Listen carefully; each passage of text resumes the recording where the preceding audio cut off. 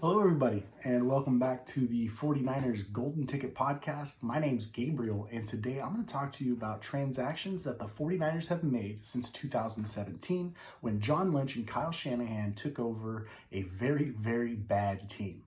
Now, I'm not going to go over everything as they have pretty much gutted the entire roster, and there's only about 2 or 3 holdovers left from the previous regime.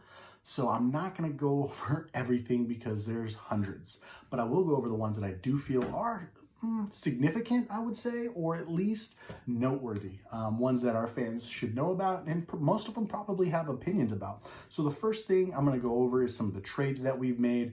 Now, not all of them are home runs, but we have hit a couple of times, I do believe. The first trade, which was not a home run, was during the 2017 draft. We traded for running back Capri Bibbs from the Denver Broncos.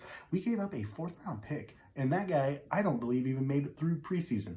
So that was a terrible trade, but we did take a swing for a player that we felt could be versatile within our offense. The Kyle Shanahan scheme is obviously very special, and Capri Bibbs was a scat back, somebody who's quick and can move well. As mentioned, he's versatile, can catch the ball out of the backfield. And that is just Kyle Shanahan's type of guy. But later in that draft, we did not later in the draft, but later after the draft, we signed an undrafted free agent in Matt Breida. Of course, we'll go over that, but Capri Bibbs, I felt, fit the mold of Matt Breida, and Breida came on a cheaper contract. I have a feeling that that had to do with the moves, but who knows? I'm not actually inside their organization. So, of course, we traded for Capri Bibbs, and that was a bust. Now, we did also trade for Laken Tomlinson. We gave up a 5th-round pick for the right guard out of Detroit. I believe the Lions drafted him in the 1st round to play tackle, but that didn't work out for him. I think he was more suited to play guard. He was very athletic, and he has since solidified that guard spot for the 49ers. Regardless of how you guys do feel about him, he's been durable and he's been consistent. You know what you're getting from Laken Tomlinson, and I think that's wonderful value for a 5th-round pick. So also that season, we traded for Jimmy Garoppolo, of course, everybody's favorite quarterback this offseason, but the women are still happy, so I guess there's that. Anyways, we traded a 2nd-round pick to the New England Patriots halfway through the season at the trade deadline for Jimmy G to come over, and he sat on the bench for a few weeks. However, when he did finally get his start, he made sure to take advantage of it.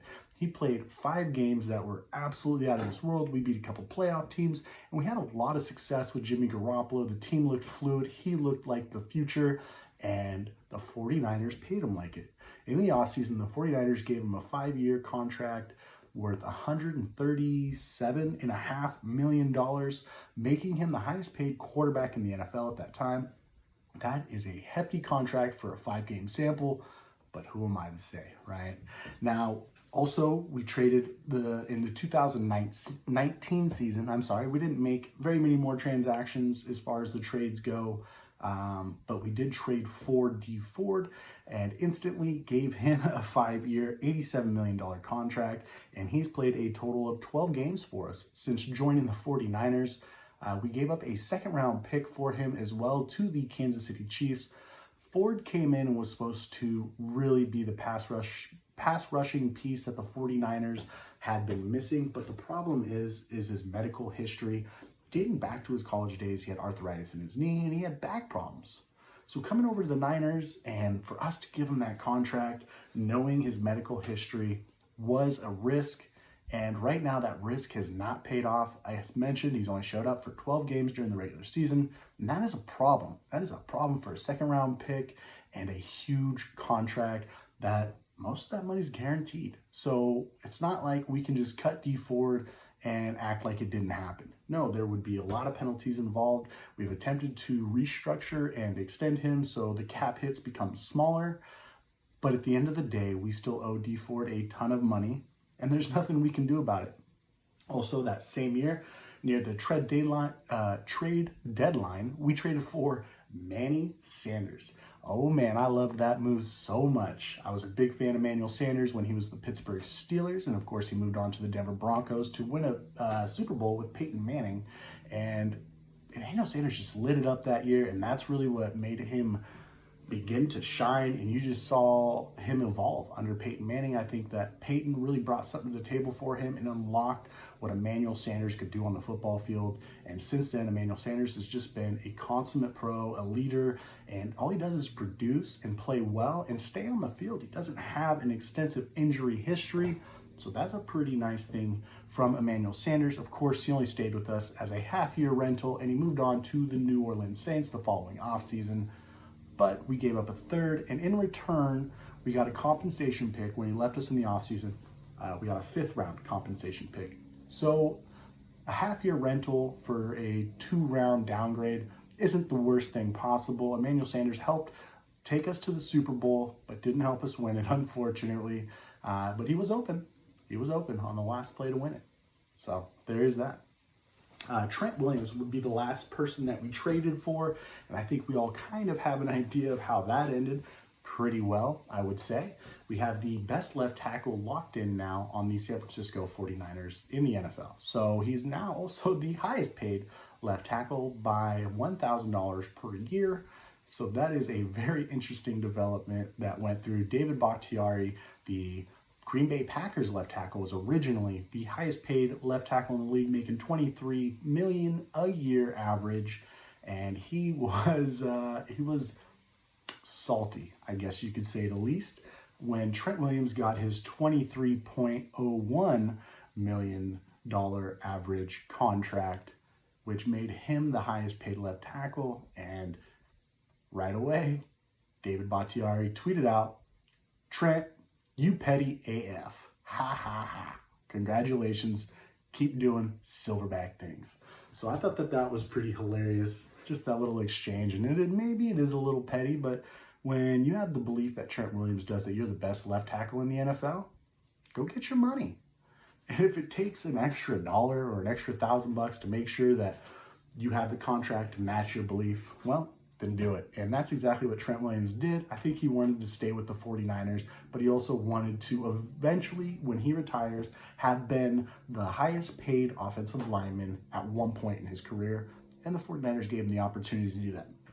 So that's everybody that we traded for. Let's talk about some of the people we traded away, and this is kind of where I think the 49ers have also shined quite well. Getting rid of players who didn't fit their scheme from the previous regime and still getting something for it. I thought they've done a fantastic job making moves like that. So back in 2017, they traded away tight end Vance Mcdonald. He was not a fit in our offense. He was a previous second-round pick from the previous regime, but he didn't fit what Kyle Shanahan wanted to do. We traded him away to the Pittsburgh Steelers for a 4th-round pick. So that's some draft capital right there off of somebody that we were just going to cut anyways. We also did the same with Rashard Robinson. We traded him to the Jets for a 5th-round pick also. We traded Eli Harold, the linebacker. We traded him to the Detroit Lions for a 7th-round pick, somebody who was going to get cut anyways, as mentioned. And we got something for nothing. Trent Brown, all-pro left tackle. That one did hurt us a little bit, but we had belief at the time that we were going to replace him with all-pro right tackle Mike McGlinchey. Well, we'll get into that a little bit later too. So we traded away Trent Brown to the New England Patriots for a 3rd-round pick. We also traded Dakota Watson for a 5th-round pick to the Denver Broncos. DeForest Buckner, that is the one that is absolutely killing Niner fans. He had 9.5 sacks last season. Carrie Hyder, for example, only had, I believe it was 8.5 sacks, and he was our leading sack artist, as you could say, this last season. So losing DeForest Buckner is clearly a big deal, but we did in return get the number 13 overall pick, which we traded back one spot to the Tampa Bay Buccaneers, where they were allowed to draft Tristan Wirfs, who's going to go on to be an all-world tackle in the NFL. Why did we do that? Instead, we took and wanted Javon Kinlaw, who hasn't developed into the star that we thought he would. It's only been one season, so we still have a lot to see from him. But I am nervous, and I'm also feeling a little like, wow, we could have had Tristan Wirfs there at 13. Kind of a similar feeling to how we felt in the 2017 draft as well. But of course, I'm going to go ahead and talk about those transactions a little bit later. Another move or trade that we had made was Matt Breida. We traded him to the Miami Dolphins for a 5th-round pick. We also traded Marquise Goodwin to the Philadelphia Eagles before the COVID season. And since he opted out, he was reverted back to our roster in a very surprise move this offseason, unbeknownst to the rest of the league, and now he's obviously cut. But we had to give up a 7th-round pick for a player that we'd already traded away and took dead cap hit money, and somehow he ended up back on our roster the following year. So that was a very bizarre exchange, but it is what it is. I felt the NFL should have stepped in and done something more, maybe awarded the Philadelphia Eagles comp pick instead of penalizing the 49ers a 7th-round pick for a player that wasn't going to be on their roster anyways. But once again, I am not in the front office of any type, not in the NFL, the NFLPA, not for a team, not any of it. So that's that.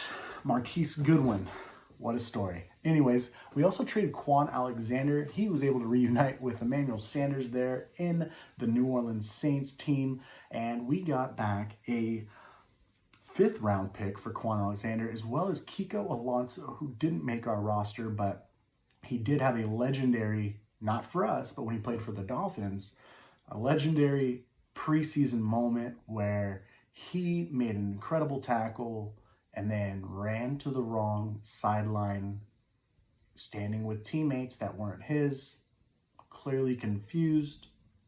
Concussion symptoms is what comes to my mind, but hey, what do I know? Kiko Alonso, I still like the guy. He obviously didn't stay on our roster after that trade, but hey, what a cool little deal there. He is a former Pro Bowler himself. I was hopeful that he would be able to do something with us, but unfortunately he was not. After the Quan Alexander trade, I believe that's the last player the 49ers had traded, at least worth of note. And so we're going to go ahead and move on to free agency signings, and that's where I believe the 49ers have failed the hardest. When John Lynch and Kyle Shanahan first took over the organization, they spent money like a bad habit. And I understand that they were trying to bring buzz and people and fans and names to the Bay Area for the future, of course, ticket sales, et cetera, et cetera. So we're just going to go over some of the free agency signings. Forgive me, I'm going to have to look away often and read them as there's a ton, but definitely worth of note. The first one was Pierre, Garcon, wide receiver, originally drafted by the Indianapolis Colts. Anyways, he had an injury-prone career, and we offered him a 5-year, $47.5 million contract. He was already an aging wide receiver. I believe he was after 32 already. And we gave him a $47.5 million contract. And he went on to play 16 games for us over those years. I think he stayed with us for 3. He was supposed to stay with us for 5. The next signing, of course, Malcolm Smith, linebacker from the Seattle Seahawks, previous Super Bowl MVP. We gave him a 5-year contract as well, pay him $26.5 million, and he went on to play 12 games for us, so he also spent a lot of time on injured reserve. Jerick McKinnon, the infamous running back from the Minnesota Vikings, who left us this offseason with a big no, he's not coming back type attitude, went on Debo Samuel's Instagram Live. It was really disheartening to see him act that way towards an organization that had given him a massive 3-year contract. It was a 4-year contract, $30 million. And he only went on to play 16 games for us over 3 seasons as well. So that was quite disappointing, especially when he left. We gave Jerick McKinnon every opportunity to shine for our team, and he left us in absolute disrespect. Moving on from him, I don't want to get too worked up. Then we signed Weston Richburg, center from the New York Giants. He was just coming off injured reserve. Weston Richburg was given a 5-year, $47.5 million contract, and since then, he's only played 28 games for us as well. Remember, guys, 16 games this season. So these 5-year contracts, they're 85 games maybe? And they're not making it anywhere close to that. So 28 games from Weston Richburg. And then we went on to sign Richard Sherman, which was actually a really good signing, I believe, for the 49ers. Some scouts and media personalities feel that Sherman hindered our defense, which could be true because we were forced to play zone when he was on the field. However, the leadership that he brought to the locker room, the intelligence that he brought on the field, I felt really caused our people to be able to shine. Always had our guys in the right position. So even though maybe we weren't playing the ideal type of defensive formation for our team, we were still always put in the right position because Richard Sherman was such a leader. He was signed for a 3-year, $27 million contract, and we got 34 games out of him of 48. He was an aging corner. I thought that that was a pretty good signing as well as pretty good value. We went on to sign Quan Alexander, as mentioned. As mentioned during the trade section, we had traded him to the New Orleans Saints, but we originally gave Quan Alexander a 4-year, $54 million contract. He was coming off an ACL tear himself, and he went on to play 13 games over 3 years for us, another injury-prone player, and another bad signing by the 49ers. Tendon Coleman was the next running back that we signed after Jerick McKinnon. Tendon Coleman, we gave him a 2-year contract, $8.5 million, very reasonable, and he went on to play 22 games for us, which isn't too bad for a reasonable contract size and a backup running back, although there was hopes that he would be the leading guy for our team. $4 million a year is still a lot of money for a running back, especially at the time of the signing, but it wasn't anything that was extremely significant. Kyle Juszczyk, however, the fullback from the Baltimore Ravens, was a big signing, and he commanded the high price. So we went ahead and gave Kyle Juszczyk a 3-year deal, and making him the highest paid fullback in the league at the time. So well-deserved for him. Since then, we've re-signed him to a 5-year contract, keeping him the highest paid fullback in the NFL and keeping him in the Bay Area happy where he wants to be. So congratulations to Kyle Juszczyk. Man, I cannot wait to see you dominate this year at the fullback position. Kill it in those 21 and 22 personnel types. Thank you, thank you, thank you. 49ers, love watching them run the ball down people's throats. All right, going back to it.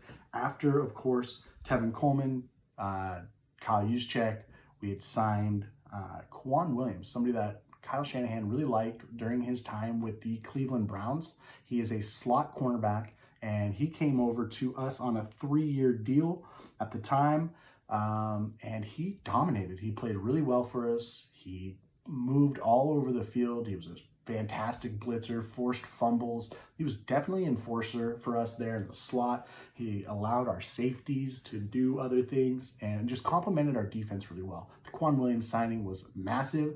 He has yet to sign anywhere this offseason, and he has yet to come back to us as well. So I'm curious to see what happens there, but I am a Quan Williams fan. K1. I'm sorry. I should be saying it properly considering I'm a fan of his. K1 Williams. Man, if you're willing to take a little less money, because we are a little strapped for cash, we'd love to have you back in the red and gold. Moving on, we signed Jason Verrett originally to a 1-year prove-it deal. He spent the next 2 years kind of rehabbing, and then we brought him back for a 3rd year, which is this season, and he balled out. I'm sorry. Yes, he balled out in his 2nd season with us and was one of the best cornerbacks in the NFL. So we give him a 1-year prove-it deal for $6.5 million this offseason. Jason Verrett, welcome back to the Niners. We definitely needed you here, and we're so thankful that you wanted to be here. So we look forward to watching you dominate. A couple of big signings as well, just to mention and fire off real quick that we had last year. I just want to talk Carrie Hyder a little bit. He has yet to sign anywhere this offseason as well. But Carrie Hyder really came in on a cheap contract and dominated for us last year. His motor, his intensity, his work ethic, his effort, everything was off the charts last year. He gave it his all, and he's deserving of a contract. But if he doesn't get one somewhere else, I would love to have him back in the red and gold. Josh Rosen is one more person that we did sign late in the year last year. Previous top 10 pick quarterback position. The Arizona Cardinals, the year before they drafted Kyler Murray. So once they got Kyler Murray, they moved on from Rosen because they got Murray number 1 overall, and they moved on Rosen to the Miami Dolphins, right? Well, that season, the Miami Dolphins, at the end of the year, went on to draft Tua Tagovailoa with the number 5 overall pick. So once again, Rosen was the odd man out, and he was cut. So he goes on to be a practice squad player for the Tampa Bay Buccaneers, gets to learn a little bit from Tom Brady, hopefully, and Kyle Shanahan took the opportunity to sign him off of the Tampa Bay Buccaneers squad and then has since given him a 1-year contract. So Rosen will be in camp this offseason, and I am really excited to see that. Daniel Brunskill is the one last signing that I did forget to mention. I believe we signed him back in 2017 out of the American, the AAFL, I believe is what it was. It was like the American something football league. We signed him, and he has been a mainstay for us since. We've moved him all over the line, and he's not disappointed, but it would be nice to settle him in somewhere, and it looks like this season we will be able to settle him in at right guard, which should be a massive upgrade for our offensive line, and I'm really looking forward to seeing what we can do. Of course, we'll get into a little bit of that a little bit later as well. So moving on from those signings, let's talk about some of the draft picks, because that seems to be where this has been headed. I'm going to go over some of the good picks first, and then we're going to talk. And we're going to talk bad drafts, because I do worry about our drafting. It's improved, I hope, but let's see if we've learned from some of our mistakes. I'll let some of you guys make your own decisions on that. So I'm going to start back in 2017. The only good draft pick we had in that entire draft was in the 5th round. We picked all-pro tight end George frickin' Kittle, the highest paid tight end now in the NFL, averaging $15 million a year, but it's well-deserved because he is the best tight end in the NFL. That is fantastic for a 5th round value. Now, also, after that draft, the Niners were very creative in signing undrafted free agents who went on to play significant time for us, as well as some of them we were able to trade away and get something back for, an undrafted guy, a free pick, basically. So the first guy we signed was Kendrick Bourne, and he's since signed with the Patriots on a 3-year, $22 million deal. Congratulations at Bourne Pauly 11. Well-deserved, man. You came in every day ready to work. You brought a positive attitude, and you showed people that you were improving every single year. You secured the bag, man. You secured the bag. So well-deserved. The next one is going to be Matt Breida. Of course, as mentioned, we traded him for a 5th round pick a couple years later. Breida played really well for us, and now he's a free agent. I wouldn't mind bringing him back, see if maybe he would offer anything to our offense. We do need a 3rd running back, unless you believe in Jermichael Hasty, who was another undrafted free agent last season. So if he doesn't improve in training camp, I do see a potential reunion with Matt Breida. Moving on from that same 2017 undrafted free agent class, we grabbed Nick Mullins. Now, I'm not going to say that was a good move, but I definitely can't say it was a bad move. Nick Mullins has played significant time for us. He is a proven backup. Just, he got put in a really tough situation multiple times. The whole team around him was very, very injured, and it was just an environment that was difficult to succeed in, and being an undrafted quarterback with very limited physical gifts, it was tough for Nick Mullins to make it out of that water, I guess you could say. The 2018 draft, we did a whole lot better. A lot of our roster came from that. We, in the 3rd round, drafted Fred Warner. He's the best linebacker in the league, potentially soon to be the highest paid linebacker in the league. That is a great 3rd round pick. We drafted a bunch of role players later on in that draft as well. Tavares Moore, he's been a solid role player, might get a starting role this year. Marcel Harris, we have since moved him to linebacker, and I think that better suits his abilities. He is a thumper, not a coverage guy, but he can cover if he needs to. But as a safety, I felt that was a liability. The move to linebacker was very intelligent. DJ Reid. We drafted him in the 5th round, and he had a lot of potential lining for us up in the slot, but we had Quan Williams, and so DJ Reid didn't get a ton of playing time for us. He got injured. We waived him while he was injured with the hopes to re-sign him after he got healthy. The Seahawks did not let that go unnoticed. They swooped him up right away, and as soon as he got healthy, he was the starting outside corner for the Seattle Seahawks and has since been dominating. The other starting corner for the Seattle Seahawks is another 3rd-round pick by the San Francisco 49ers, Ahkello Witherspoon, who they signed this offseason. And the Seahawks defense is looking pretty strong. Those are 2 corners that the Niners were hoping to develop and start for them that they let go, and the Seahawks have taken advantage of. So some feel that the Seahawks are going to be worse for it. Some feel that the Seahawks will be better for it. I think Ahkello brought a lot to the table. He was a 3rd-round pick. DJ Reid was obviously a standout in camp, but he had somebody who already had his position, and he was just waiting his turn. Well, Seattle gave it to him, and he has since capitalized.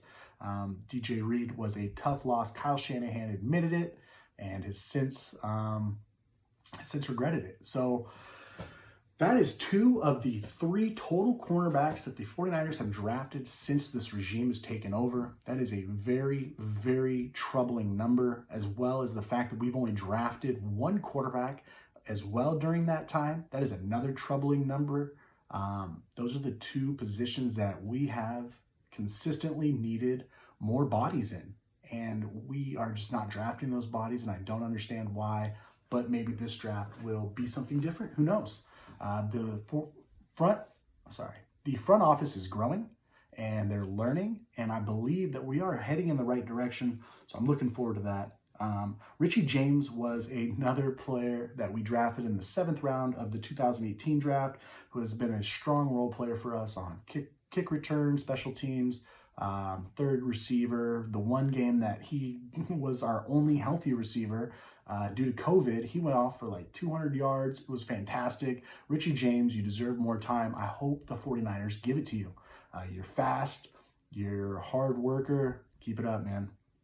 So after the 2018 draft ended, we went on and looked at some more undrafted free agents. We went ahead and picked up Ross Dwelly, one of my favorite people to follow, Grant Cohn. All he ever does is gloat about Ross Dwelly. So look forward to him getting some playing time. If he does, this year could be his year to be the number 2 tight end opposite George Kittle. Of course, he wasn't going to usurp Kittle because that is the best tight end in the NFL. But Ross Dwelly could definitely make some noise, and I look forward to seeing what he can do this year. Congratulations, Ross Dwelly. And he was an undrafted free agent. Just remember that. Emmanuel Moseley was another player that we re-signed this offseason. He was an undrafted free agent from that 2018 class. And Emmanuel Moseley has spot started for us through injuries as well as just through good play. He earned his opportunity to start, and then at the end of the year last year, for some reason, they give Ahkello Witherspoon all the looks, and Ahkello balled out, and then we didn't re-sign Ahkello, we re-signed Moseley. It was very confusing what they did this offseason, but maybe they sat Moseley and let Ahkello play to see what they had in Ahkello, because they already knew what they had in Moseley, and it was kind of a lost season anyways. Can I confirm that? No, that's just my theory. Also, Jeff Wilson Jr., who we also extended this offseason, and he played a massive role for us last year. He shined. That guy can catch the ball really well out of the backfield. He is a hard runner. There's not very many people running harder than him in the NFL. Jeff Wilson Jr., an undrafted free agent. Congratulations on getting a contract extension with the 49ers. Now, in 2019, we signed arguably our best player and arguably the best defensive end in the NFL. And the number 2 pick, we drafted Nick Bosa. That guy won Defensive Rookie of the Year, and he is just on another level when it comes to dominating teams. I don't know if you guys remember that Washington game during his rookie season where they're all just sliding across the mud after the game, and he just brings an energy and a dominance to the game that you just don't see. Of course, the Baker Mayfield, flag plant and everything that Bosa does, he's just so exciting, and I cannot wait to have him back after he spent last season on IR. That is a little bit concerning though, because of the two of the three last years, Nick Bosa has been on IR, and so is Jimmy Garoppolo. So just something to think about. Debo Samuel is also somebody that we drafted in 2019. He came in and really did some nice things for us. He looks like a superstar in the making. I can't wait to see Debo grow in our offense and stay healthy, because again, last year was not healthy. And then in the 5th round, we got a gem in Dre Greenlaw. Some say, just some, that he is as good, if not better, than Fred Warner, who is considered by people such as Aaron Rodgers to be the best linebacker in football. So Dre Greenlaw in the 5th to even be in the conversation with your teammate is quite a find. Congratulations to our front office for spotting Dre Greenlaw in the draft. So we also have 2 more undrafted free agents from that season who have stuck around. Aziz Al-Shahir, another linebacker who has been fantastic for us on special teams and has came in and spot started when needed. Aziz Al-Shahir, great move by the 49ers. And then David Givens, we brought him back this season. He spent a lot of time injured, but there's something there. He's got great pass rushing about him. He plays defensive tackle, a little bit of a tweener, but I think we're going to be able to get the opportunity to see David Givens shine this year with the departure of quite a few of our defensive linemen, including DeForest Buckner, who we traded away. That was just devastating. Niners fans and myself cannot express enough how much we miss Defo. But as fans and as our organization did, we have to move on because we're looking towards our future, not behind us. So that is definitely somebody to keep an eye out for, David Givens. I'm excited to see what he brings this year. Now, last season, we had another decent draft, I felt. Brandon Ayoke, we took him in the 1st round. We traded up for him. And let me just say, this guy is potentially my favorite receiver in a long time, since Jerry Rice. Brandon Ayoke, I feel there isn't anything he cannot do on a football field. As a rookie, he showed me everything I could possibly want to see in a superstar wide receiver. And that was during a year with very inconsistent quarterback play, very inconsistent line play, and everybody around him being injured. So he was spotlighted a ton by the defense, and he still shined.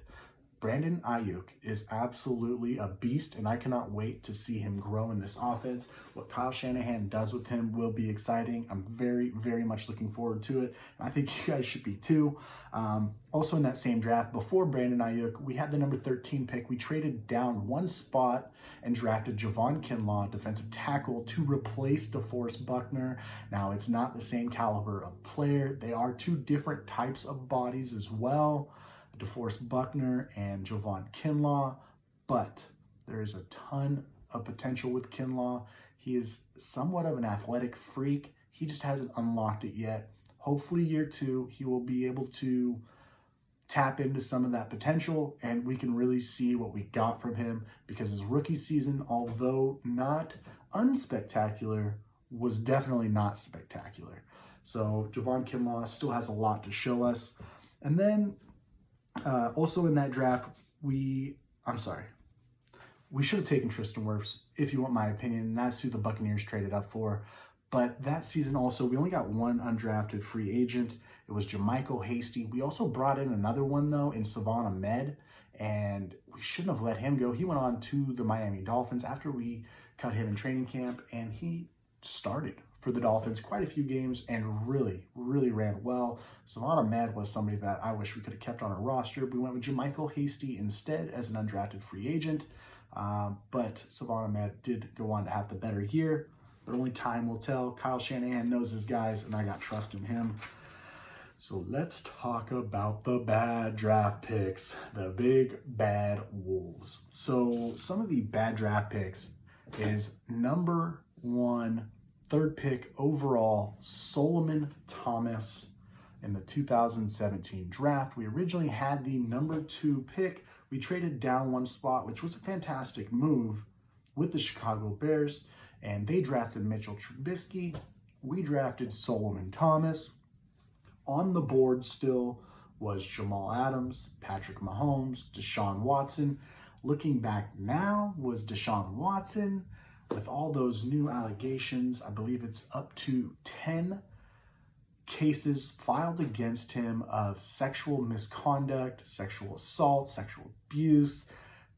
That's a really scary accusations. So maybe we dodged a bullet staying out of the Deshaun Watson sweepstakes as far as the trade. And then, of course, not drafting him in 2017. Instead, taking Solomon Thomas, who has now gone on to the Raiders. Good luck. I almost said Oakland. Good luck, Las Vegas. And hopefully you can find whatever it was the 49ers were looking for in Solomon Thomas. Now, another bad draft pick. In that same draft, we moved up into the first round, took Ruben Foster, who looked like a very exciting linebacker, but he definitely came with a lot of injuries and some off-the-field concerns. The way that Ruben Foster plays is he throws his body into everything, and that's why he was an injury concern. But then his off-the-field issues became even more of a problem as he had multiple accusations of domestic violence. And I'm sorry, that is just something that is inexcusable and we will not deal with as an organization or as fans. And Ruben Foster was quickly moved on from the team. We also traded up and we gave away 2 picks to draft Joe Williams, running back, who Kyle Shanahan handpicked. Well, he didn't pan out either. And then we released undrafted free agent that season, Tim Patrick, somebody who has gone on to the Denver Broncos and has really made a name for himself over there. He is a big-bodied receiver with lots of athletic ability. I don't know how he didn't stay on our roster because we did have him first, but it is what it is. Tim Patrick, I would say that's another miss because we released him. He was here. And we let him go, and he's since built out a decent career for himself out in Colorado. The next year, we drafted Mike McGlinchey, potentially the first top 10 right tackle ever taken. And if he's not the first, I mean, there hasn't been many.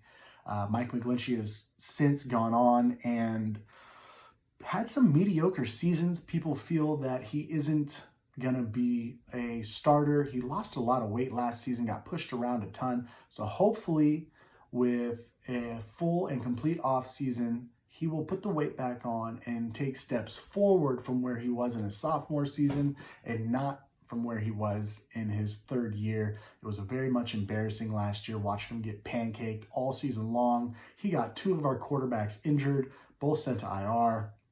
Very, very scary stuff. Mike McGlinchey needs to put that weight back on because if not, he's a big-time miss at the number 9 pick overall. There's not many right tackles drafted top 10, so please make sure you're worth it. All right, after Mike McGlinchey, we drafted in that same one. Oh, I'm sorry. Mitch Wishnowsky, the punter, in the 4th round. A 4th-round punter. We have so many holes on our roster. We still need quarterbacks. We still need cornerbacks. I hope I said that right. Quarterbacks and cornerbacks. Instead, we went with a punter, a big-footed punter from Australia who was really going to get it done for us on special teams. Bit of a bad pick in my opinion, but once again, who am I to say? I'm just a fan. Of course, we released Savannah Med. I'd already touched on that.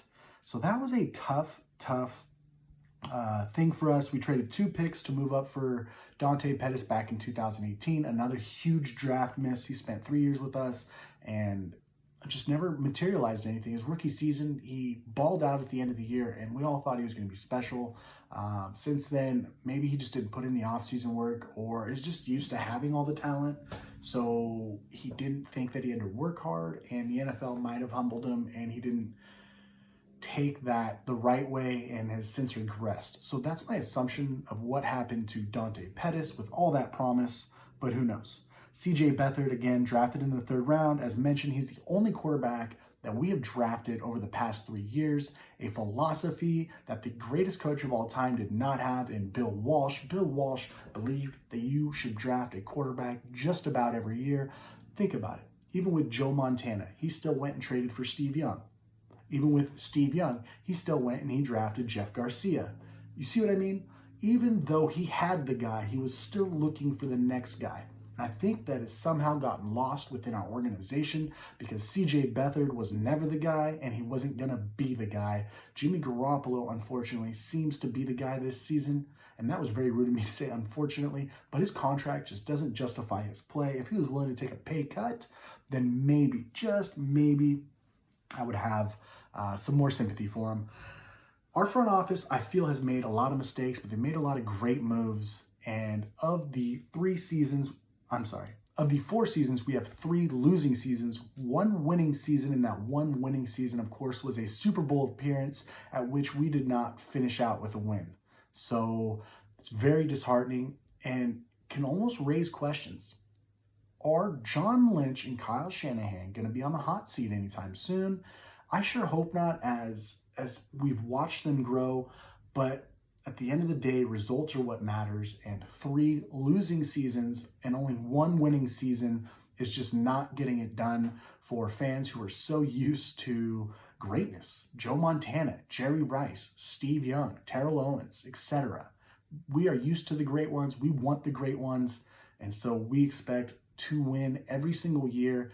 And 3 losing seasons out of the past 4 is just unacceptable, especially considering before that it was Chip Kelly, Jim Tomsula, and those 2 were absolutely terrible. So those were 2 more losing seasons, which means we've had 1 winning season in the past 6 years. It's terrible. It's just terrible. 49ers fans are ready and expecting more, okay? Now let's talk about the 2021 offseason, some of the good things that I believe that they've done, and it gets us excited for the future, okay? Trent Williams to start. Huge signing. I went off about it at the beginning of the episode. The Silverback is back in the red and gold, and he is hands down the best left tackle in the NFL. Congratulations, big man. Now make sure that blind side stays protected, and we look forward to it, man. We look forward to it. Raheem Mostert is another great thing that the 49ers have retained and kept on their roster. He was brought over from the previous regime, but the 49ers continued to tender him. By the 49ers, I mean John Lynch and Kyle Shanahan. They continued to tender him, and then they gave him a 3-year contract extension after seeing what he could do once he developed. He had previously been on 6 different teams, cut by all of them, and the 49ers took a chance, and he's making sure that we know that he appreciates it. So Raheem Mostert, congrats, good job front office. Emmanuel Mosley gets that 2-year contract extension as mentioned, $10 million. Another good signing, another homegrown talent. Somebody that we developed and have a lot of faith in. I really look forward to seeing what E-Man can do this year, and look forward to our secondary as a whole, with Jason Verrett as well coming back on a 1-year prove-it deal. Jason Verrett was one of the best corners in the NFL last year. Locked down DeAndre Hopkins, and I believe it was week 16, and really just kept him contained, something we couldn't do in week 1 when D-Hop had 16 catches on us. It was absolutely ridiculous. Jason Verrett, welcome back to the red and gold. Great move by the front office.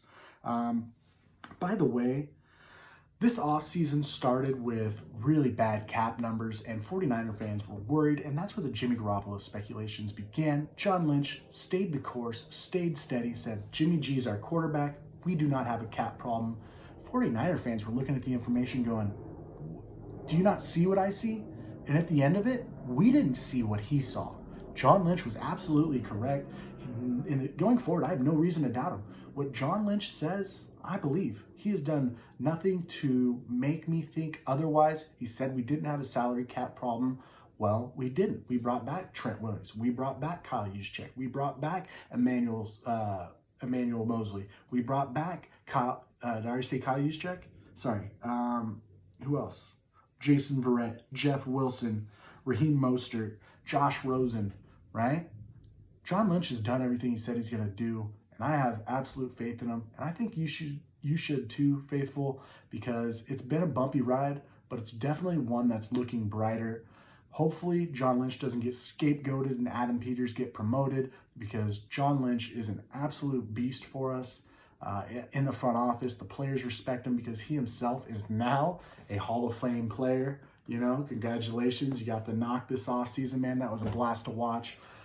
Anyways, everybody, thank you so much for tuning in to the 49ers Golden Ticket. I appreciate your time. If you have any questions, please leave them in the comments or post to my Twitter at 49ersGT. If you haven't yet, please like and subscribe. And I look forward to talking to you guys again next week. Stay faithful.